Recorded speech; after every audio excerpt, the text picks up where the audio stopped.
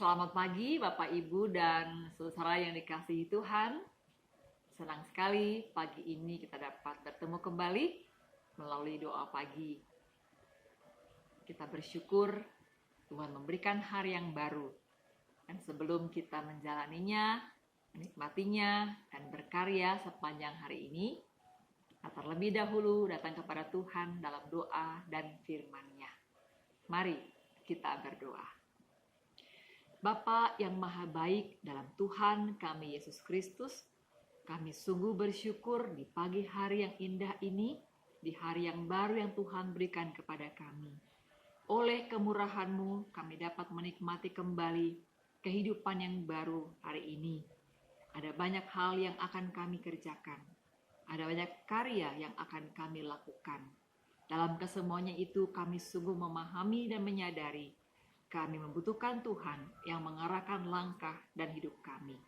Karena itu ya Bapa, berkat-Mu kiranya tercurah atas kami dan arahkanlah kami melalui firman-Mu yang kami baca dan renungkan, agar kami boleh hidup berkenan kepada Tuhan dan memuliakan nama-Mu. Dalam nama Yesus kami berdoa. Amin. Saudara, judul renungan kita pada pagi hari ini adalah milik Tuhan, dan pembacaan terambil dari kitab Wahyu pasal ke-22 ayat 1 sampai yang ke-5.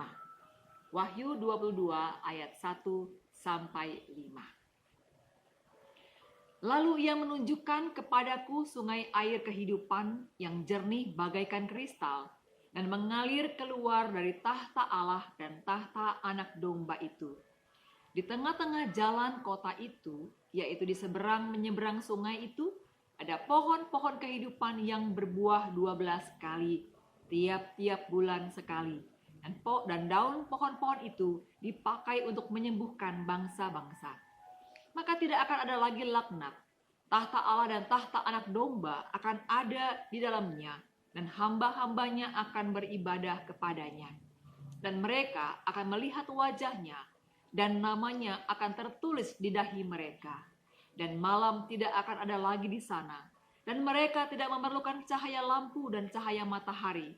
Sebab Tuhan Allah akan menerangi mereka.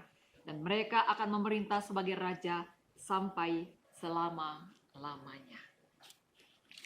Saudara, dekat rumah saya ada sebuah lapangan yang cukup luas. Awalnya, tempat itu digunakan sebagai lapangan parkir kontainer-kontainer besar.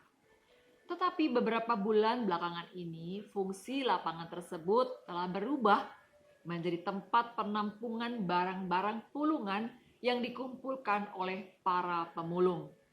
Setiap kali pergi dan pulang, saya pasti melewati tempat itu. Pemandangan yang jauh dari menyenangkan, kotor dan berantakan. Aromanya jangan ditanya, semerbak aroma kurang sedap, acap kali tercium setiap kali membuka kaca mobil. Namun, sekalipun demikian, tempat itu juga menjadi pengingat yang jitu untuk selalu berada pada sebuah kesadaran yang ditimbulkan oleh kisah Edi, seorang bocah kelas 5 SD yang diceritakan oleh Romo Rahkito, seorang pastor yang melayani di daerah Cengkareng. Begini kisahnya. Pada suatu hari dalam pelajaran agama di kelas 5 SD, ibu guru memberikan pekerjaan rumah kepada para muridnya. Dia memberikan pertanyaan seperti ini. Seperti apakah Tuhan Allah itu? Dan anak-anak, supaya tidak kesulitan menjawab, kalian dapat membandingkan Allah dengan pekerjaan orang tuamu. Begitu pesan ibu guru sebelum menutup pelajaran itu. Keesokan harinya, satu persatu murid mengutarakan jawabannya. Tuhan Allah itu seperti psikiater, ujar seorang anak yang ayahnya adalah seorang psikiater. Ia sanggup menyembuhkan penyakit jiwa, bahkan yang sudah parah sekalipun, katanya. Tuhan Allah itu seperti guru, ujar anak yang lain. Dia selalu mengajarkan kita untuk melakukan yang baik dan benar. Tuhan Allah itu seperti hakim, ujar seorang anak yang ayahnya adalah hakim dengan bangga. Ia seperti hakim yang paling adil dan memutuskan segala perkara di bumi. Tuhan Allah itu seperti arsitek. Dia membangun rumah yang indah untuk kita di surga, ujar seorang anak yang ayahnya adalah seorang arsitek. Tuhan Allah itu pokoknya kaya sekali. Apa saja yang kita minta, dia punya, ujar seorang anak konglomerat. Guru itu pun tersenyum mendengarkan satu demi satu muridnya memberikan jawaban. Tetapi ada satu anak yang sejak tadi diam saja dan tampak risih mendengar jawaban teman-temannya. Edi, menurut kamu siapa Tuhan Allah itu? Tanya ibu guru dengan lembut. Ia tahu Edi tidak seberuntung teman-teman yang lain dalam hal ekonomi, dan ia cenderung lebih tertutup. Edi hampir-hampir tidak mengangkat wajahnya dan suaranya begitu perlahan waktu menjawab. Ayah saya seorang pemulung. Jadi saya pikir Tuhan Allah itu pemulung yang unggul. Ibu guru terkejut bukan main dan anak-anak lain pun mulai protes mendengar Tuhan Allah disamakan dengan pemulung. Edi pun mulai ketakutan. Edi, kata ibu guru lagi, mengapa kamu samakan Tuhan Allah dengan pemulung? Untuk pertama kalinya, Edi mengangkat wajahnya dan menatap ke sekeliling sebelum akhirnya ia menjawab. Karena Tuhan memungut sampah yang tidak berguna seperti Edi dan menjadikan Edi anaknya. Saudara, cerita Edi mengajak kita untuk menyadari hal yang sangat penting, yaitu kesadaran tentang keberadaan kita dan siapa sesungguhnya kita. Sehingga kita menjadi orang-orang yang selalu rendah hati dan selalu ingat untuk bersyukur serta memuliakan Tuhan dalam hidup kita. Betapa kita bersyukur karena Tuhan berkenan mengangkat kita dari lumpur dosa dan menjadikan kita anaknya, milik kepunyaannya. Kita menerima kebaikan Tuhan bukan karena kita memang layak mendapatkannya, tetapi semata-mata karena kasih karunia. Paulus dalam Efesus 2 ayat 8 mengatakan, sebab karena kasih karunia kamu diselamatkan oleh iman. Itu bukan hasil usahamu, tetapi pemberian Allah. Itu bukan hasil pekerjaanmu. Kita sebelumnya adalah hamba dosa yang dapat diumpamakan sampah yang tak berguna. Hidup kita sungguh tak berarti dan masa depan kita hanyalah kebinasaan. Dosa telah merusak keindahan kita yang diciptakan pada awalnya menurut gambar dan rupa Allah. Kita bukan saja telah rusak dan kehilangan keindahan Allah, tetapi juga terancam binasa selama-lamanya. Tetapi syukur kepada Tuhan yang oleh anugerahnya dalam Kristus Yesus berkenan menolong kita dan memberikan jalan kepada kita untuk dipulihkan. Oleh karena penebusannya, keindahan kita dipulihkan dan jalan untuk memiliki masa kini dan masa depan yang baru pun terbuka lebar.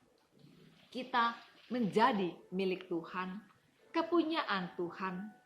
Bahkan lebih daripada itu, kita akan memerintah bersamanya.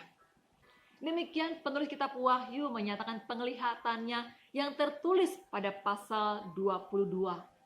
Penglihatan akan sebuah kehidupan baru yang kelak dialami oleh semua orang yang telah menjadi umat kepunyaan Tuhan.